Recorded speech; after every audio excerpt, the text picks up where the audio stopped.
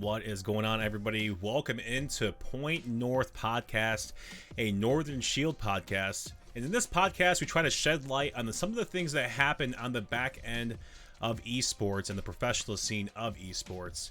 As you guys can see already, I have tonight's guest with me, and it is the one, the only, Penguin. Penguin, how are you doing tonight? Sorry, I have my audio a little bit turned on. Can you say that one more time, Penguin? My apologies. I'm pretty sure I was muted, so my apologies. I'm doing pretty good. How are you doing? I'm doing pretty good. Not so bad myself. A little nervous. You know, it's the first podcast. It's the pilot podcast, but you know what? Mistakes are going to happen. Things are going to happen.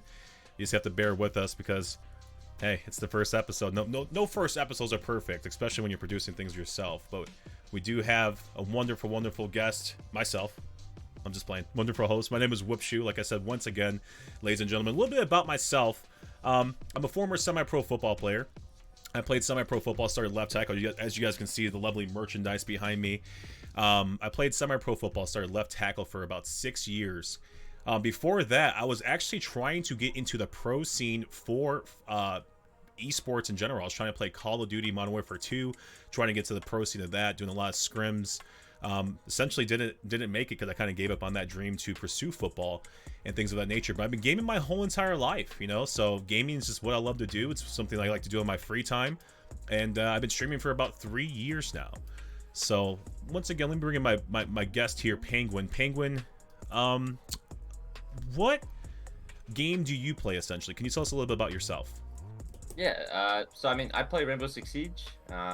Basically, Rainbow Six Siege is a tactical first-person shooter, where the objective is basically the defending team is protecting 2 bomb sites, and the attacking team is trying to defuse the bombs. So it's like a 5v5 just shooter.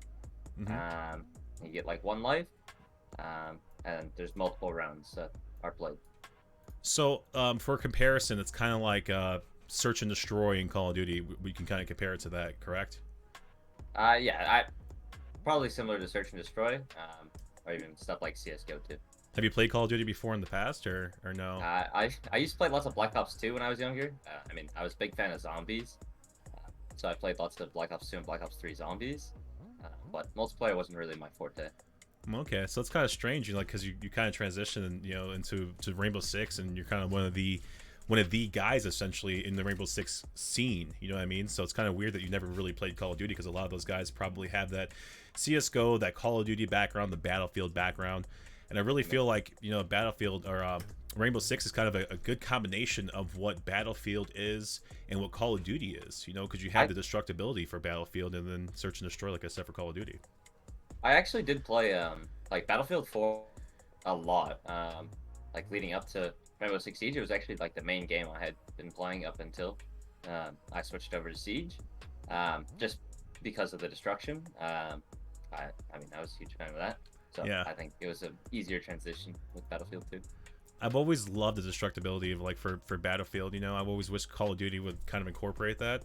I felt like Call of Duty like had a better I guess better gunplay. I felt like Battlefield was always so sluggish and stuff, whereas, you know, kind of Call of Duty was that fast pace, get to a certain point, kind of like what Rainbow Six kind of has to offer as well, you know what I mean? So that's why I always felt, I really always felt that Call of Duty can kind of incorporate that, kind of steal that, you can say, from Battlefield. It would have been one of the top shooters still to this day.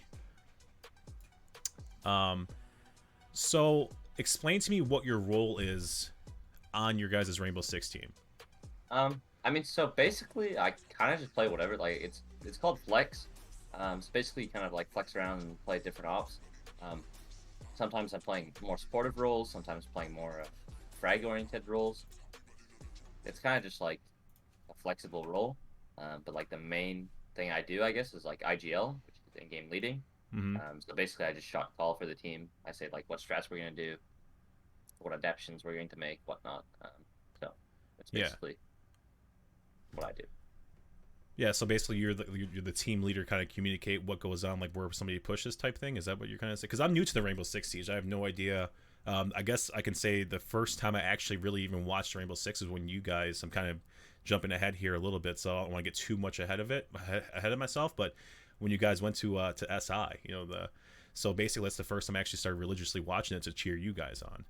So I mean, I'm still new to Rainbow Six. I'm not even sure the main concept of it. Essentially, like with the uh, different type of like players or the lack of a better word, champions. I guess you can kind of say Yeah. I mean, I think in game they're called operators, but I mean, operators. Thank you. operators, champions, See, that's how little I everyone know understands. here. Yeah. No, I've had it before trying to talk about the game, but yeah. Um, but yeah, I mean, it's kind of complicated because there are so many operators that do different things. Um, Yeah, I I mean, mean, some overlap, so it's kind of like confusing, I guess. yeah, and like one of the biggest things too, like when I tried to pick it up and play with a couple of guys from, Northern Shield, Parabellum, all the kind of discords that we all kind of have. I tried to pick it up and kind of play with them, and it was like you get stuck with like the default operator. You get stuck with that guy for like the longest time, and you finally go to unlock your first operator, and it's just so overwhelming because there's so many different operators to choose from. So who's the operator that you like to main? That's a hard question, uh, because I do play like so many, right? Like, there's not just one operator that I play. Mm-hmm. I'd say like my favorite is probably I don't know, probably like Pulse, I guess, on defense. Yeah. Just because like his main thing is like gathering like a bunch of intel. It's like a heartbeat scanner, um, which I'd always found fascinating, even when I started playing back in like what was it, 2015. Yeah. Um, so I mean, I had always found that interesting. Uh, but I mean, I don't really know if I have one favorite operator. You know what I mean? Oh, I mean, everybody has their favorite operator. Come on, somebody you have to I have somebody favorite. I mean, I know you kind of I don't fill all know. the roles and stuff, but I mean, like I enjoy like most operators in the game. Like I'd say, like for myself, like I'm super like sometimes I'm playing Hibana, which is like a super supportive operator, hmm like opening up walls, planting the bomb, whatever. And then other rounds I'm playing Zofia, which is like all like frag oriented and getting kills and like entry picks. Um, so I mean, like I don't know, it's very tough to like pinpoint one. But if I had to go with one, I would probably say like Pulse on defense and I don't know. I guess just Glaz on attack. Glaz is interesting to me just because his kit's very unique. yeah. So what you're trying to tell me is that you're so versatile. You let your teammates pick who they favor first, and you kind of just fill in the gaps, essentially. Yeah, basically, Love the cockiness. No, I'm just playing. That's what good players do. yeah. You kind of play a role. I did the same thing like when I used to play Overwatch and stuff too. I would like, hey, you favor healer, you favor tank. That's fine. I'll do DPS. It's totally fine with me. Whatever you guys are comfortable with, because I wanna win the game. Essentially, that's what you want to do. Is you're there to win. Obviously you want to have fun, but winning's more important. I feel like, in my opinion. How about you? Yeah, I mean, I've always been like super competitive. So I mean, for me, winning is fun. Yeah. So I mean, I'm always just there to do whatever I think is going to be best for the team. And if I have to play something that's not as comfortable or a bit worse or whatever, like then it is what it is, and I'll play that if it's going to mean we're going to win, just because I view like winning as the ultimate fun, I guess. Yeah, I mean, some people just like to play the game. Some people, that's their cup of tea. Is basically their fun is winning. So I'm on board with you on that one. Sometimes I like to play casually, and sometimes when I'm playing with a certain group of friends, I just like to just enjoy the game itself. And winning's not always everything. So it just kind of depends on what we're doing. Um, so How has your experience essentially been in the esports scene? Um, I mean, basically, like outside of like Rainbow Six, like I don't really have much experience in esports. Like like up until I started playing Rainbow Six, I had just been playing video games as like a hobby, Mm-hmm. um, just like for fun, right? And then once I started playing Rainbow Six, back when I was like 13 or 14, um, like that was like the first competitive game I had played. And then as time went on, like I actually got into like the esports scene, and started playing like for real, like um, with like prize money and like tournaments and whatnot. Um, and basically that took up like most of like my like teenage years. I started playing when I was 13, and I mean I'm still playing now, and I'm almost 19. So Nice. other than that, I don't know too much about esports, I guess. I mean, do you play any The other indoor games. sports like for school, or do you have any other hobbies besides just playing Rainbow Six? Yeah, so I mean, I grew up in like a hockey family. Okay. Like my brother got drafted to the Peterborough Petes. Oh, cool. Um, my dad was has always been super involved with hockey. He played it when he was younger. My grandparents were involved with hockey. Like, so basically, I was like, born into playing hockey. So I played hockey up until I was about 14. Hmm. Um, and then it kind of made like a transition where I started to like fall out of love with hockey and like traditional sports, and that competitiveness and the love for like competition went into esports, and I kind of like just traded off, and I went into esports like more seriously. Yeah, I was going to ask you that. That was my next question. Was when did you realize, that you were good enough to start competing? Because you said you've been playing since you were 13. And you started taking it more serious. So when did you realize that you were better than the average bear? I mean, this could sound really The egotistical. the average penguin, I guess we can say, Yeah. right? I mean, this is gonna sound like pretty egotistical, but um, I'd always like been good at video games. Like I had like friends and peers or whatever that would come over, and I would play like the NHL series or other like video games. And like for some reason I always been like naturally good at them. Hmm. So I would like smoke my friends or whatever, and that was like a really cool feeling. Yeah. Um, so for me, like it was kind of like a more natural thing, kind of how like a natural athlete is good at sports. Like my brother, it doesn't matter what sport he's playing, like he's gonna be good at it. Hmm. Um, so I guess for me it was kind of like that with gaming, where I'd always been like better than like my peers. Um, and then I started playing like with people online. And I was like, oh, like I'm not that good, but I was still like, good.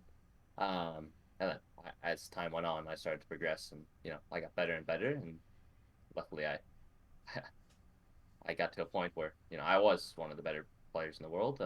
Obviously, like, there's still a long ways to go, but I mean, I feel like I've done a pretty good job so far. Yeah. I mean, it's just one of those things, like you said, when you know, and you compare it to a professional athlete. I can kind of relate to you with that one. It's kind of one of those things where, with football, I didn't necessarily always have to try because I've always been the bigger person. I'm not sure if you know this or not, but I'm a pretty big individual. Uh, I'm about 6'6", 300 and about 50 pounds now. Back when I was playing football full time, I was 315 pounds. Because you have to remain a little bit bigger. Playing on Yeah, the offensive line and stuff. So I mean, I can kind of relate to you with that one. You have to, and when is what I'm trying to say. I knew I was better than most people I lined up against. I was a little cocky, like you say, egotistical and stuff like that as well.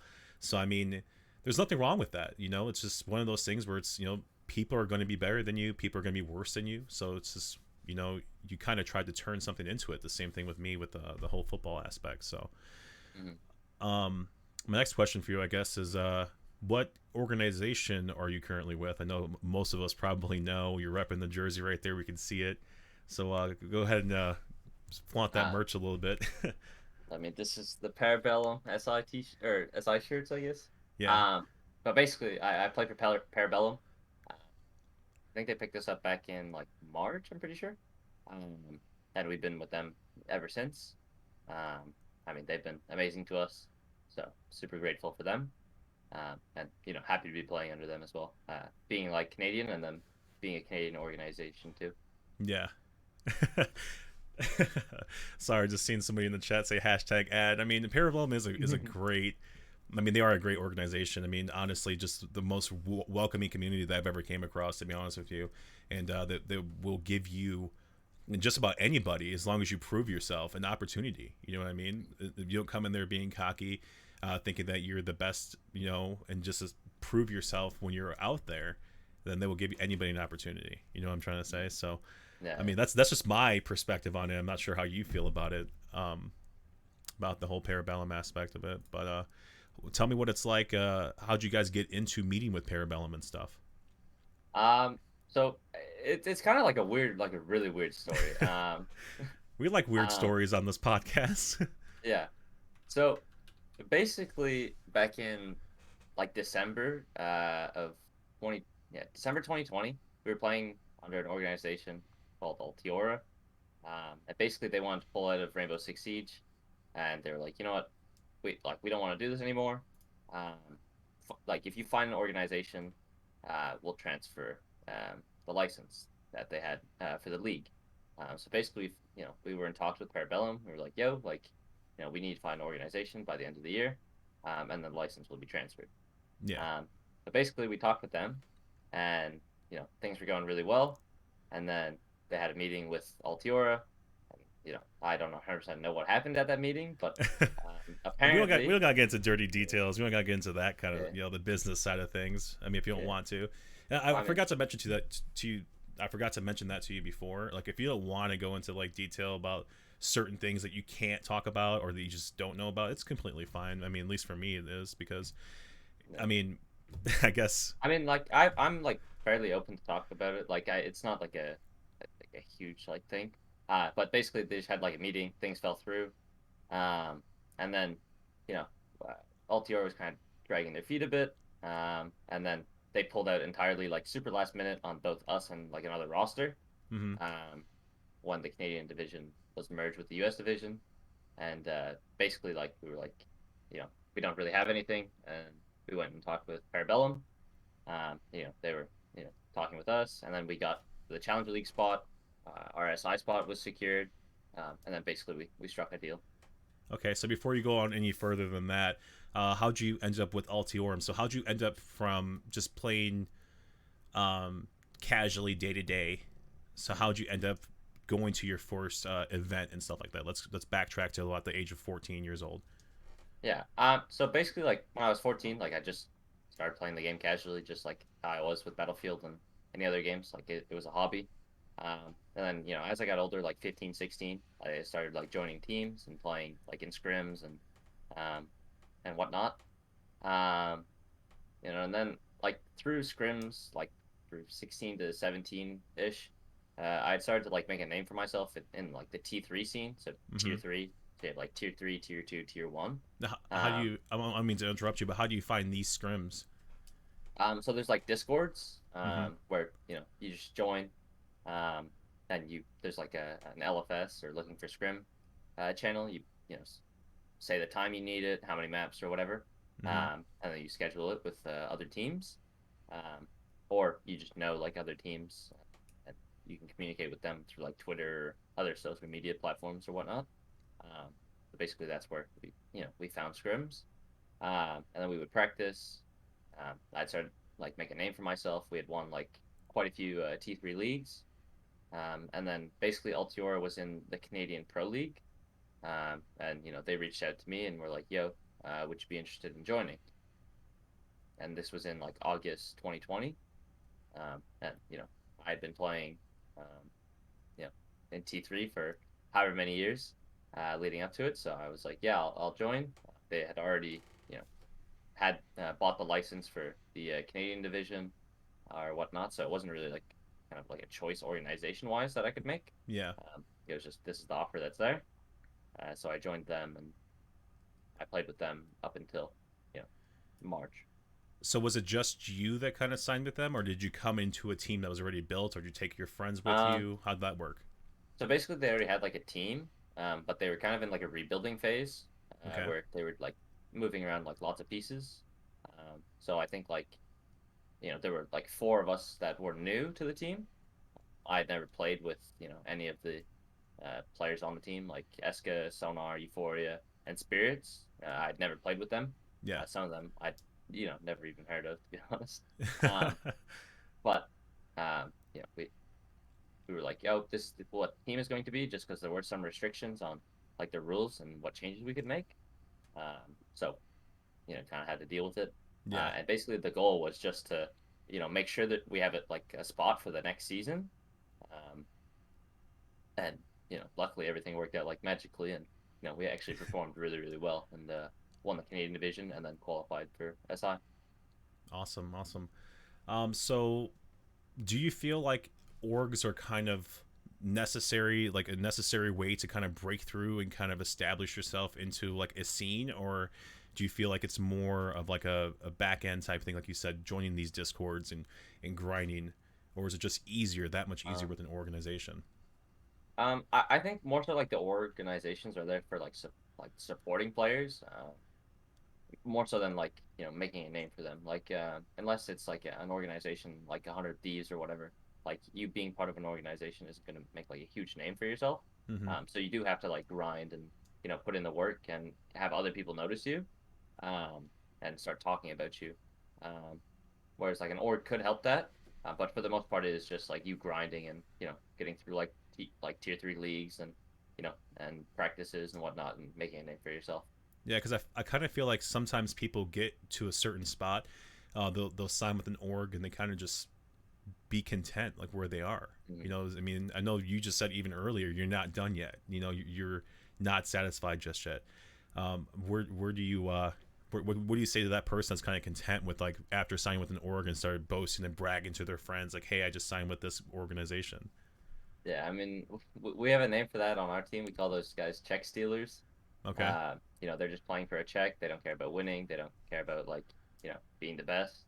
And they're just there for the check. They're just stealing a check from the organization. Right. Um, so for us, like the money's nice, but I don't care about the money. Like the only reason like I'm playing is to win championships. Like when I had this dream, the dream wasn't have a big paycheck in my hand, have a nice looking bank account. The dream Yeah. was to be holding a trophy on a huge stage. So Yes, I see some trophies over your left shoulder over there, so I know you like the hardware. yeah, that's for the hockey days. The glory, that's all my stuff. Like I said, behind me as well. I have a bunch of just different trophies from my glory days of football and stuff. Hmm. So what about like the path that you're on right now? Like, what is So you said that you basically started from doing different scrims and things of that nature. How did you transition to the next step? Like, what was the next step that you guys took? Um, I mean, like from like when I was younger, like 15, 16, 17, or like because we went from like practices and just playing like practices just led into like league play. Okay. Um, like you would Just being practice just on being noticed on those scrims and stuff, like you said, the T3, yeah. and just So being so basically talking. like when you practice, you got like better, obviously, right? Yeah, And yeah. then And you're in playing tier better three, like players and yeah, stuff. yeah. So when you would win like the tier 3 leagues, like the higher up tiers, like tier 2, tier 1 would like notice. Mm-hmm. Uh, and then you would scrim and practice against, the tier 2 teams. And, you would play in like even better leagues. And when you performed well in that, you would, practice against tier 1 teams. And it kind of just like established yourself as like, a good players. And, there was like potential and talent there. Yeah. Um, so it was kind of just, working your way up just like anything. So what league are you guys in right now? Technically, right now we're in tier 2. Um, just we won um, stage 2 for Challenger League, which is tier 2. So if we win stage 3 next season, we'll be promoted to tier 1. But we kind of skipped a couple steps and went from tier 2 to the biggest event in Rainbow Six Siege. So Yeah, that was pretty awesome. Um, Sorry, I got a notification that kind of chimed in my ear, so it threw me off. Um, who would the dream team be if you were managing a team in Rainbow Six? Like, who would you pick to be on your team with today's roster? And I'm gonna go ahead and throw a twist in there for you. You can't choose any of your own teammates. oh, of course, that's the twist. Man, I don't even know. Like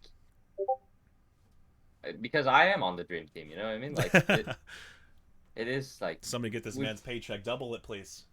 we played at like the biggest stage in the world for Rainbow Six Siege. Like, not too many teams do that. Like I know people that have been playing professionally for 4 years now and have never like made it to that stage. Yeah, Uh, so I mean, like it's not really like I don't know. I would I've never put like thought into it, yeah. so I don't really think I could just give like a team off the top of my head. I mean, you don't have like a what's it called? A some guys that you kind of look up to in the scene. Some guys that Um, you're kind of afraid of in the scene. I'm not gonna say afraid because you're the best ever. You're Penguin. Yeah, I mean, like there's people that I look up to, um, but I mean, I do have faith in my team, like that. We are the best. Even if we haven't, won events or anything like that, like I do have faith that we can win the events. I mean, I guess if I had to give like a team, like I would probably join like SSG, who's had Okay. like lots of success in North America. But I mean, again, like there's so much that goes into it, like clashing personalities or or like if the team's gonna mesh well, or roles are going to work properly. So you never know like if your dream team is going to be like a real dream team. Yeah. So until you're in the dream team. Yeah, exactly. And it's one of those things where it's like, I'm not sure if you watch professional basketball for, United States or whatever, but I mean, you guys are from Canada. Essentially Toronto has, won a championship. I think it was like last year. But you look at the LA Lakers, kind of like you said, are they going to be successful? Is Russell Westbrook going to kind of mesh with LeBron James very well and that team, Carmelo Anthony, all those guys? Like you said, it comes down to more of a, you have to put your ego to the side and kind of look at what the grand prize is, and that's winning a championship. Yeah. So I'm totally on board with you on that one. So, yeah, I was kind of seeing just who you thought was like, one of the better players in the Rainbow Six kind of community, but I was trying to just bait you there, see, but you didn't fall for the bait at all. You answered that very, very well.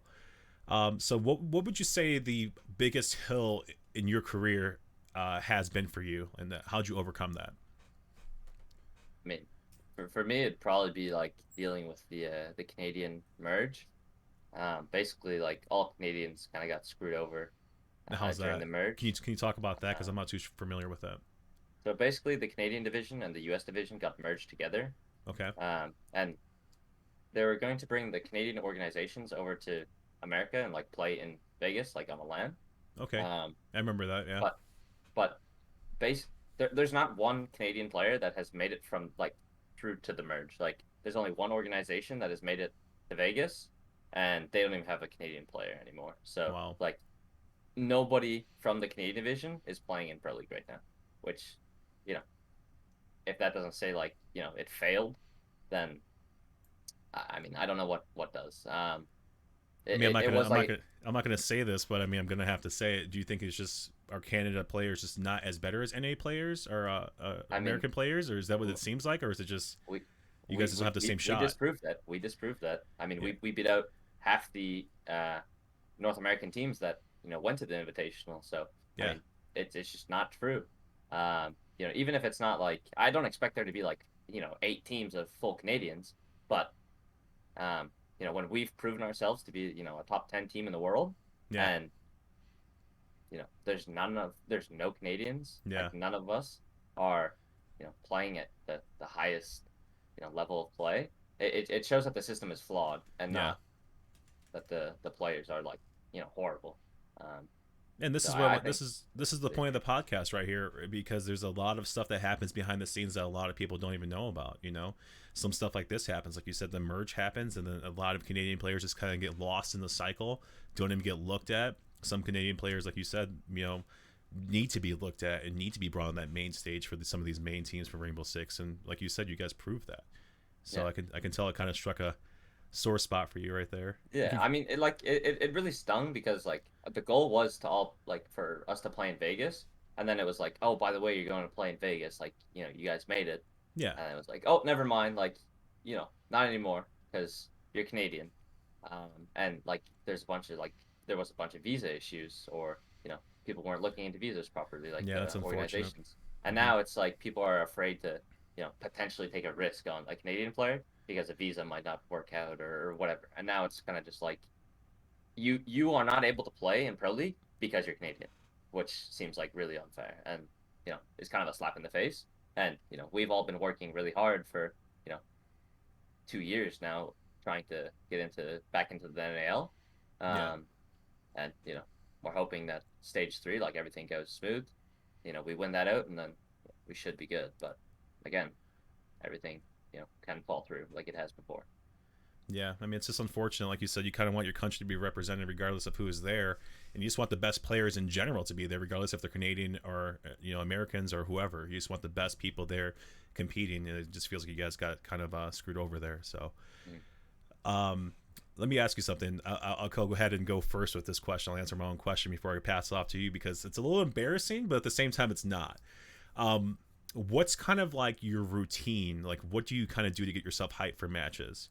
Like, for example, before my football matches, I would listen to like a playlist or something, okay, for just my hype song. And you can laugh at me, I don't really care. My hype song for some reason was Katy Perry Firework. For That's a good some hype song. reason, for some reason, that song just resonated with me. Like it got me so pumped, and it was just like I was just ready to like just go. You know what I mean? So like, Mhm. what's kind of like your routine to get you going? Um, I mean, for me, I have like an 800 song playlist that's just thrown on Eight shuffle. hundred songs. Yeah, it's kind of like I don't have like a specific music taste. It's kind of just like whatever I listen to, a bunch of genres. And Oh, it's I do just thrown too. on shuffle. And whatever plays. While I'm warming up, aim training, practicing movement, whatever, just before our games. Um, and then for big games, I listen to this. It's like this motivational speech Oh man, on YouTube. It's called. You probably have heard it, I assume, probably. for, Yeah, for I love a football. lot of. What is it? It's called "I Am a Champion." Okay. Um, but we used to listen to it for like our playoff games and whatnot for hockey, and Mm-hmm. it kind of just followed me, I guess, um, for gaming. I mean, I'll tell you one thing. I used to listen to a lot of music, and music kind of just gets stale after a while, like when I was working out and stuff. So I kind of changed over to more motivational speakers and motivational just songs and just compilations, I guess, of motivational speakers on YouTube. So Mm-hmm. when I started doing that, I noticed like it's just a huge change in my routine, just a more boost of energy, especially like when you're going for that last rep, you kind of in that towards the end of your workout or whatever, and all of a sudden like it just hits you. So he just hits you with that perfect quote like you will achieve, you will strive over that mountain, and like you will get Yeah, over it, like type thing. And then you kind of just gain that second win. You're like, I can do this, So yeah, I for sure. totally feel you on that one, dude. But so how do you come down? Wait, let me go back up. You did say something about aim training and like kind of strafe training and stuff like that too. So what do you use for those kind of programs? So for the most part, like I use aim labs and then also just like the terrace hunt mode in Rainbow Six Siege. Okay.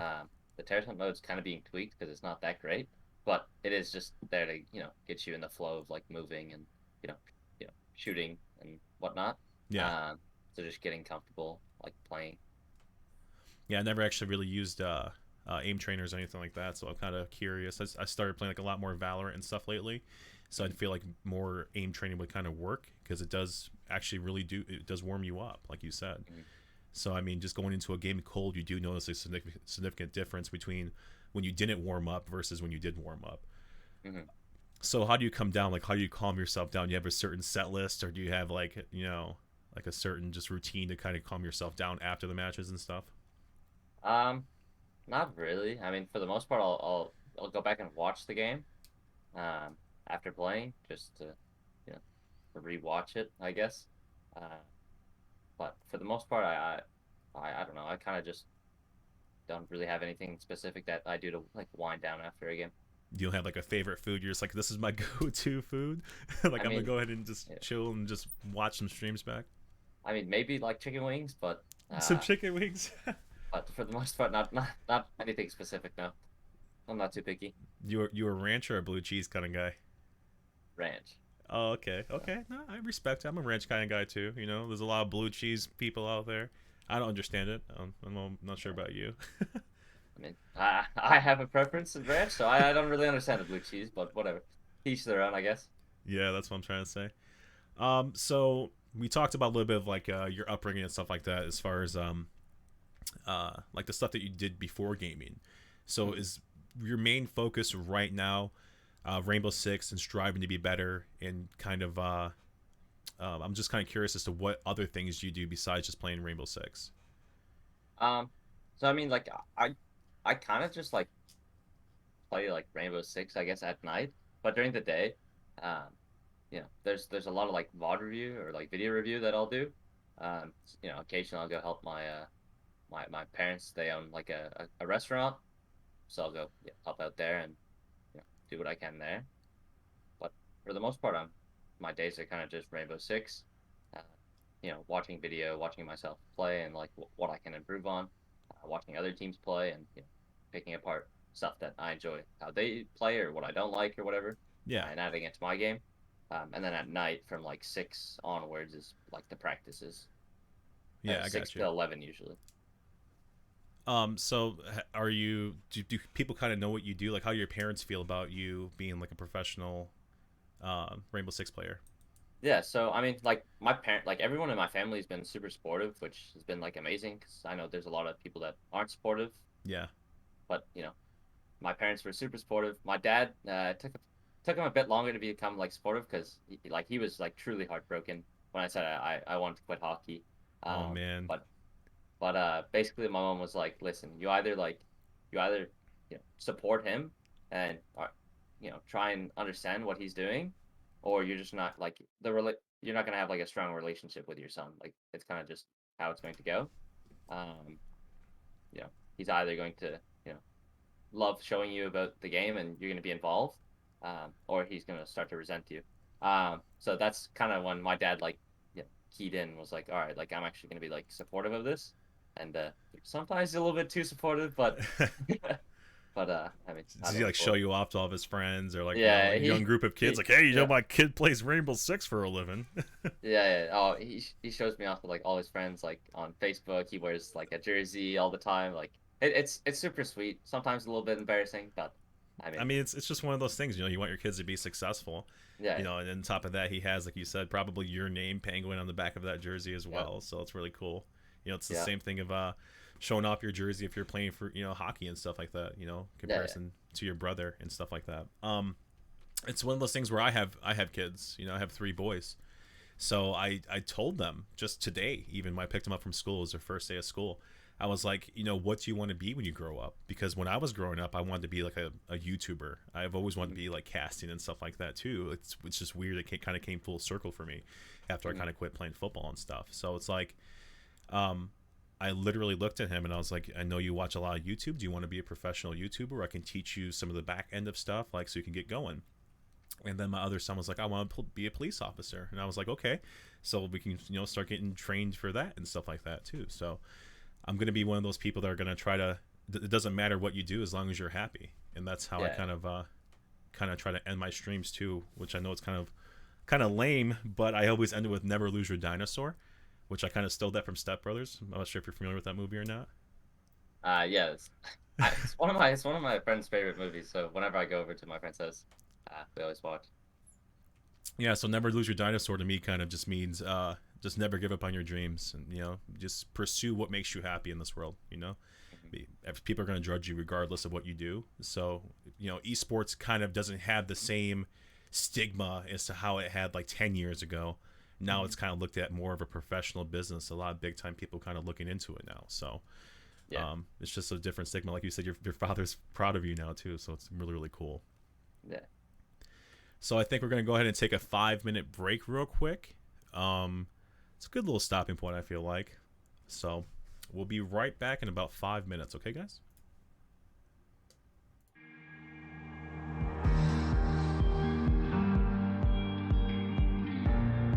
Okay.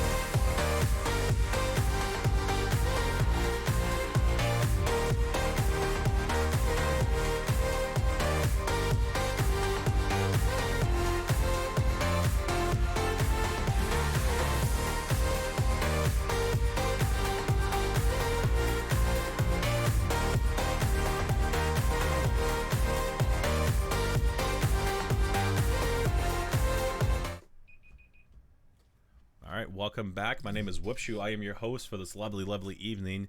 And here next to me is our special guest, Penguin. Penguin, how you doing after the break? Oh, my apologies once again. I think you were muted. That was my fault this time, not your fault. That was totally my fault. All right. So my I'm, apologies. Penguin, how are you doing after this break? I did good for the second time. Awesome.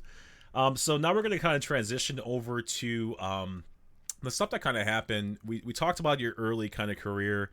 Now we're going to go and switch it up more towards the pro side of your career. Okay. I'm curious about what SI is. Can you kind of break that down for me and break it down to people that don't really understand what Rainbow Six and the whole scene is? Yeah. So basically, SI is like it's called the Six Invitational. So it's a yearly tournament that happens in Rainbow Six Siege. And basically, it's like the World Cup of Rainbow Six. Okay. Basically, it's the top 20 teams in the world.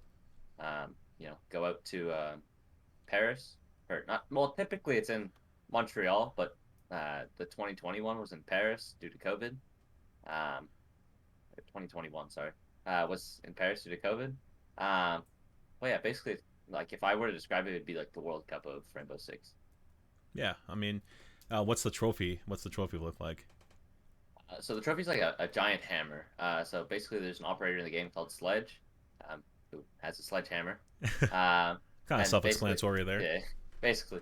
So basically, it's just like his hammer, I guess, is the trophy. And yeah, it's got like a pretty nice prize pool too. That's pretty cool. So can you talk to us about kind of how you guys got to SI, the spring? What's it called again? Rainbow Six Invitational. Yeah, the Six Okay. Invitational. Yeah. So basically, um, the top 16 like teams point wise. So when you play out through the year, you get points Okay. based on like how you do. And basically the top 16 points get invited. And then there's a qualifier, one for North America, one for Europe, one for APAC, and one for Latin America. Um, and we were obviously in the North American qualifier. So we had played the Canadian division, won that, which brought us all the way to the semifinals for the North American qualifier, where we had to play Rent Free, who is now Exet, and then East Coast in the finals. Um, and then basically we won both those games, which qualified us for the Six Invitational.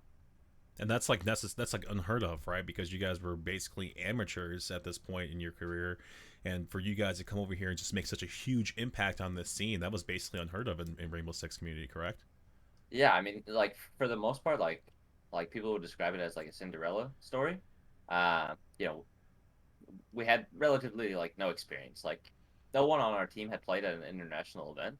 Yeah. Um, and then we qualified for the biggest one. Like kind of skipped a couple steps. Like usually you play in some pro league finals and then like a major, and then the Six Invitational. But we just went like straight Six Invitational. How was that nerves wise? Was it just like a little bit nerve wracking to you, or was that like you like we're meant to be here, we're gonna prove ourselves? I mean, like we had felt that like we meant to like be there. Like people were kind of talking down on us, saying we weren't going to do anything. We were going to get smoked. Yeah, people We didn't suck, right? deserve it. Yeah, we didn't deserve it or whatever. And we were going there to like prove that we did deserve it. Like just also for ourselves, like prove that to ourselves. But yeah, so basically we went. The first day we got smoked. Like I think we won 3 total rounds. Um, and like a horrible performance. Right? Like it was. I don't think it could have gotten any worse. Um, and then day two came around, and we had to play last year's like last year being 2020's winner in SSG, and the finalists of NIP, and then also Giants. Just a stacked Yeah, day number it's a two. stacked day. Like the day was like it was gonna be rough. Like it was gonna be a long day in And no, our and like everybody was in just our mind. counting you out, basically writing you in as like this is a free W because you guys the day before just didn't, Yeah. perform like how you guys wanted to, basically. Yeah. So yeah, I mean, basically, we didn't perform at all day one, and then day two it was like flip. So Yeah. day two we started off really strong. We beat NIP 7-4, Who's who NIP? actually Can you just say that for? Ninjas in Pajamas. Okay. Um, so Ninja like NIP basically they won 2020, Mm-hmm. won. Um, and they were the finalists in 2020. So we beat them, and they eventually became the winners of the tournament. Okay. Um, and then so, we beat them 7-4. It was like a really good game for us. And people were like, oh, maybe they're actually going to do something. And then we played SSG, who had won the 2020 Invitational. Yeah, big Um, name. yeah, big name. They had like some of the most like decorated players on the team. One of those guys being like Troy Canadian, um, who like everyone on our team basically had looked up to, leading up to the games, and I mean we still do.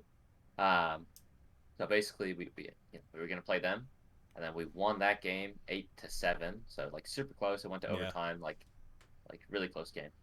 And then basically we played Giants, who in our mind was going to be like our easiest game and like the game we needed to win to make it further into playoffs.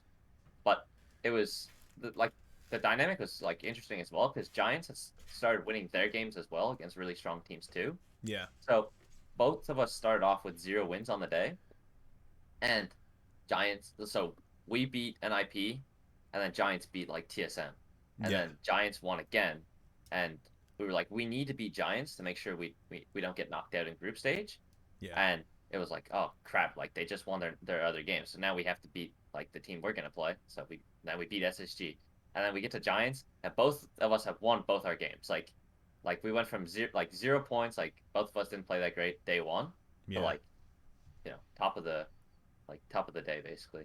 Um, and then we played them. We won 7-4. It was a pretty clean win, and that had actually put us in first place in our group just because like a lot of games were being traded out, and you know teams that were supposed to be winning games were losing games to us and Giants and whatnot. And I think at one point there were 7 teams tied with like 2 wins at one point in day two. So Yeah, I remember seeing that. I remember seeing the bracket. I remember being there for, like I said, that's when I started kind of watching you guys. Was the day number one leading into day number two, and just the huge names that I seen, I recognize, like you said, TSM, SSG, and then being in the watch parties in the discords, sitting there listening to these guys talk about ninjas in pajamas and just how well you guys are doing, and then when you guys finally took that last round from them, and just you should just heard the excitement from everybody, so just the yeah, fan support. Shout out to all the fans out there, cheering these guys on. Parabellum, Northern Shield, all these guys over here doing their thing, representing huge communities behind both of these guys, or both of these teams, I should say. yeah. So, with your position right now, looking back, do you feel like there should be more chances for amateur teams to uh, kind of come into the scene, kind of try to break through, essentially? Like, how do you feel about that? Yeah, I mean, like I was like really disappointed with the new formats for like the majors. So like right now there's like a Mexico major, and in the past there was a qualifier similar to the Six Invitational where each region had a qualifier team, and anyone could play in the qualifier. Um, it didn't matter if you were a T1 team or a T2 team or even T3. Um, anyone could play. Yeah, And now they don't have that now. It's just top four in T1. So, T2 and T3 are kind of like left in the dust. And I think it's a huge mistake by yeah, Faceit and Ubisoft because if your T2 and T3 scenes aren't strong and aren't growing, your T1 scene's gonna die out, like, one way or another. Um, so I think it's kind of like dumb for them to be running it the way they are. mm-hmm. Um, I mean, it's their choice at the end of the day. Yeah, I mean, I feel like in my personal opinion, I agree with you. It's the same thing with Rocket League. It's the same thing with Call of Duty and stuff like that. It feels like it's esports is kind of gate kept to these bigger names, and it's just not fair to these smaller organizations. It's not giving chances for these smaller orgs like the Parabellums or even smaller. So I Mm-hmm. really feel like in order to establish your community, in order to kind of keep that dream alive, you kind of have to have some of these little amateur teams kind of try to work their way through the ranks, because like you guys, man, the underdog story with Parabellum, it just generates more of a fan base for you guys. Top of that, put your name on the map, and then it just, if you're sitting there playing religiously, playing Rainbow Six or any game in general, it kind of keeps that hope alive and kind of keeps that something to strive for, is what I'm trying to say. Yeah. I mean, like the proof's in the pudding, right? Like, we're not the first team that's done this. Like, No, not by there any was means. like a team called like Room Factory, Forza, and now it's like they're Empire and Virtus Pro. Like, they're like really good, and like they compete at like the highest like levels every year, and it's like So we're not like the first team that's had like a good run.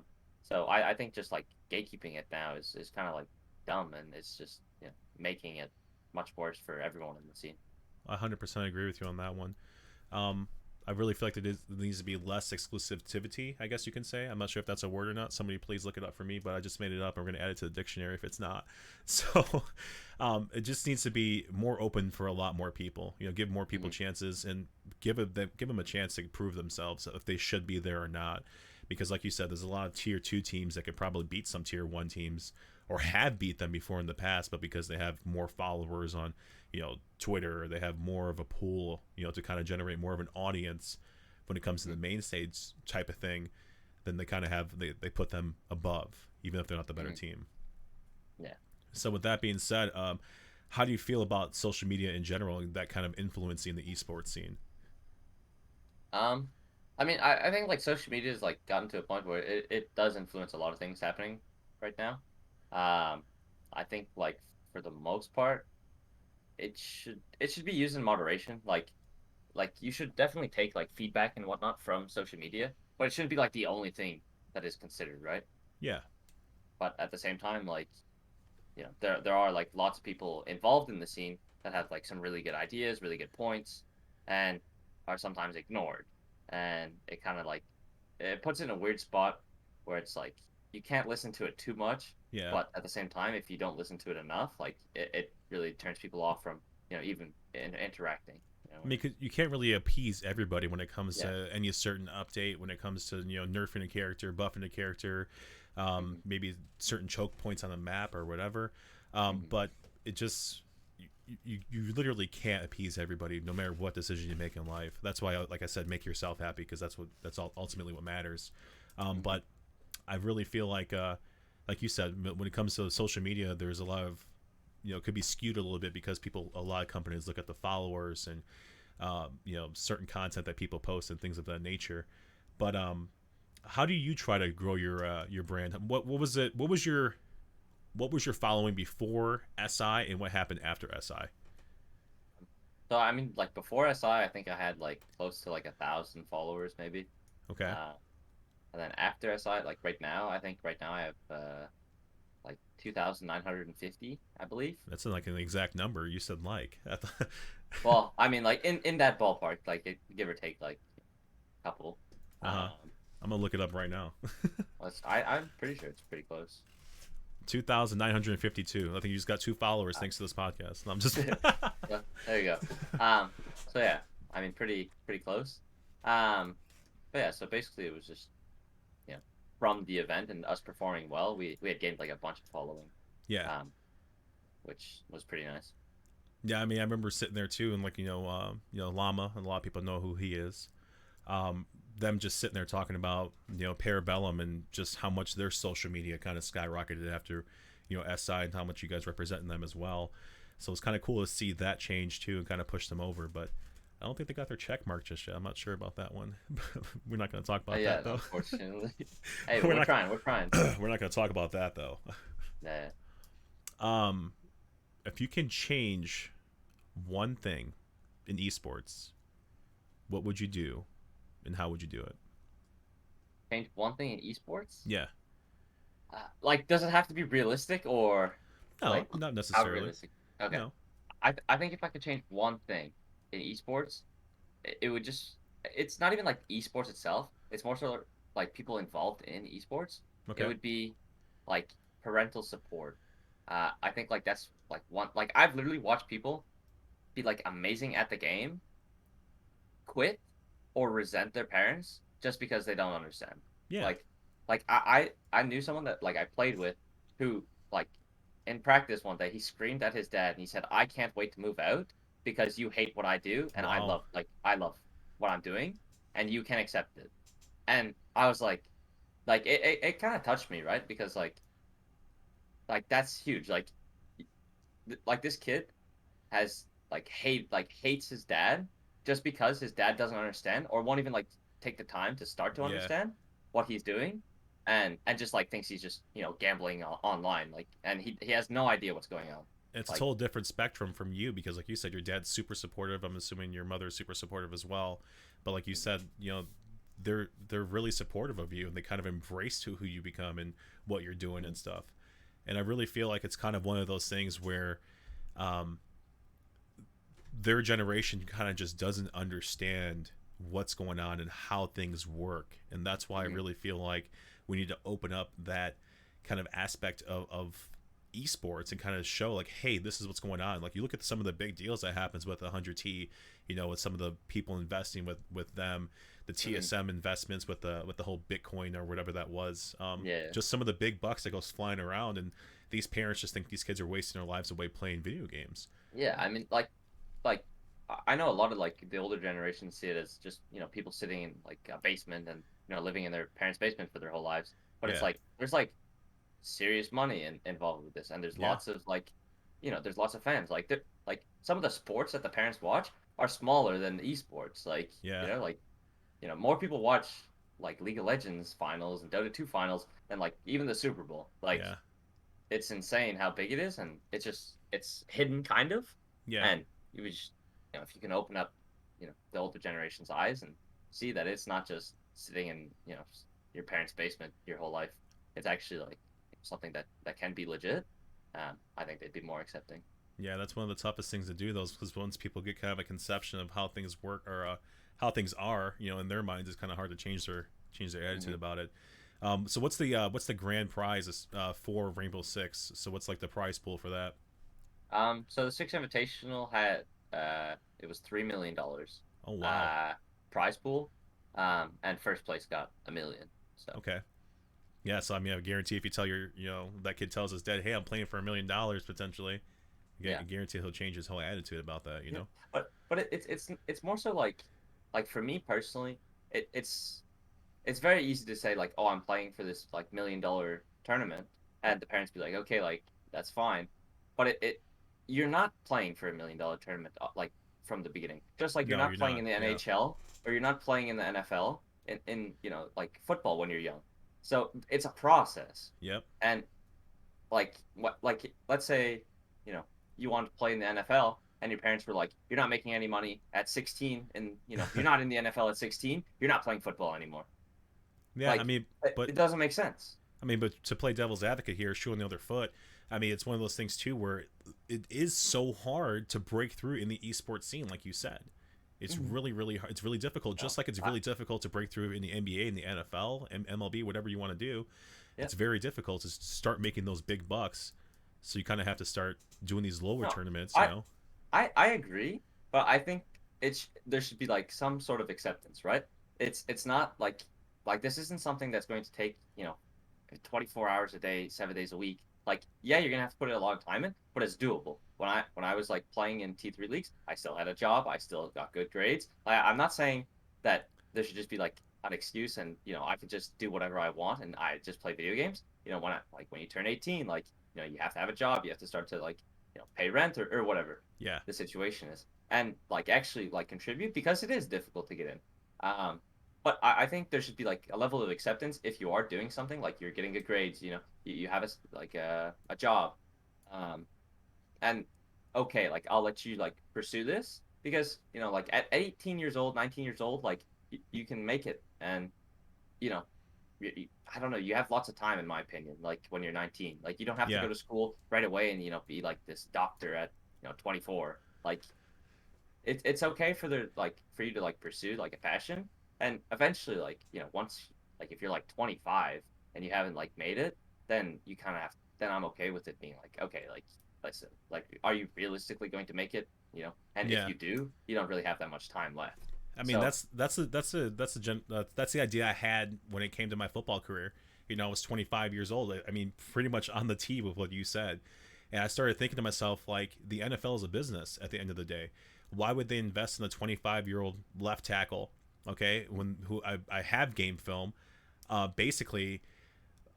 When they can invest in some guy who went to a D1 school, they have a ton of game film on. They probably have a ton of scouts there at his facility at any given time, so they can invest in this person who's coming out of college being 22 years old. So like you said, you kind of have to have that backup plan, pursue your dream and pursue your passion, but have that backup plan, because don't put your eggs in that basket being a professional gamer. yep. Yeah, I mean, I agree. Like, I don't think you should put your eggs in one basket, but at the same time, I also think that, the parents or whatnot have to also let you, kind of explore and, see your options. Yeah. Obviously, make sure you're a well-rounded individual and not just playing video games your whole life. Or not your whole life, but, your whole day and spending, Yeah. 16 hours a day and not, you're failing school, whatever. Like, that's unacceptable to me. Like, my Yeah. parents were like, we'll be supportive and you can do whatever you want, but you have to get good grades and you have to, show up to work. You can't just skip work. Yeah. And I said, okay, that's fair. I mean, luckily, it's paid off, where I don't even have to go to work. Yeah. Yeah, that's awesome, man. Congratulations to you on that. So last couple questions here. Uh, who is one person that you're grateful that you've met? Um, I mean, like in general or just in esports? I mean, you can say in general. You can say in esports too. You can go ahead and. In general, I would say like my grandfather. I mean, he taught me like a bunch of stuff. Uh, I mean, he's like a super smart guy. Okay. Um, and he kind of taught me like a bunch of lessons and things that I know, and I kind of just learned from him when I was younger. Okay. Uh, and then in esports, I would say probably like Troy Canadian. I'd always looked up to him. Uh, he had very similar story to me. Like he used to play hockey. He had to quit due to injuries. Um, Hockey's mine a rough wasn't sport, man. injuries, but yeah. So like the story was similar. Like he lived 2 hours away from me. Um, so I kind of related to him, and then I actually got to meet him and play against him at the Six Invitation. So how was that? I mean, I've said this so many times, but I've in never heard it game, before. no, in game, the names don't mean anything to me. I don't care who you are. It doesn't like I genuinely don't care. But outside of the game, it's like after the fact, I was like, wow, like I got to play like my idol and I beat him. Um, so that for me was like super cool. But in game, the names don't mean anything to me. Exactly, because like you said beforehand, we're all there to win. That's what's fun to you, and we're all trying to just do the same thing, and that's take home the what's it called, the hammer. What is it? Yep. The Yeah. hammer. I mean the hammer. Yeah. The sledgehammer. Um. So last question here: if you can give advice to someone just starting esports, what would it be? Um, for me, it would be like be ready to make sacrifices. If you're truly serious about like playing professionally, it's not just a walk in the park. Like I'm just gonna play video games.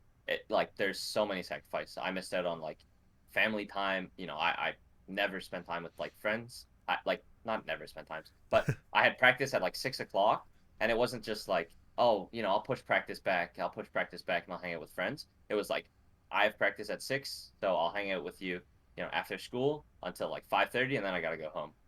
And they're like, oh, come on, like, just come hang out. It's like, no, like I'm practicing, like this is what I'm serious about. I'm actually like here to do this.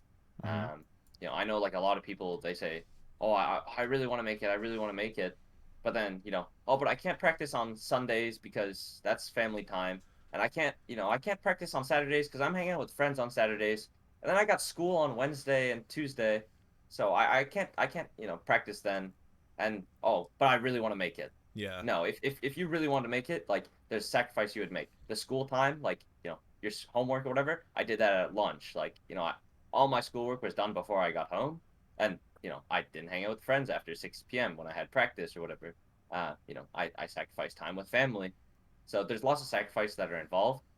So if you're actually serious about it, like be prepared to make the sacrifices. Yeah, I mean that's a lot to do with like football and stuff in general too. If you're trying to make it big, you have your eyes on a bigger prize than just having your eyes on just like the entry level stuff that you guys are doing every single day. Let's say your friends and stuff are playing hockey with you after school because you guys are on the same team or something, but you're training because you're doing something else. You have your eyes on the bigger prize. I totally agree with you on that. When you have to kind of be willing to make sacrifices and kind of put the importance of what you're doing above everything else too. So, Penguin, I'd like to thank you for your time. I appreciate you so very much for being here, man. It's been awesome finally meeting you. Like I said, I got to watch you play. A little starstruck right now, just kind of meeting the man behind the gun, I guess you can kind of say.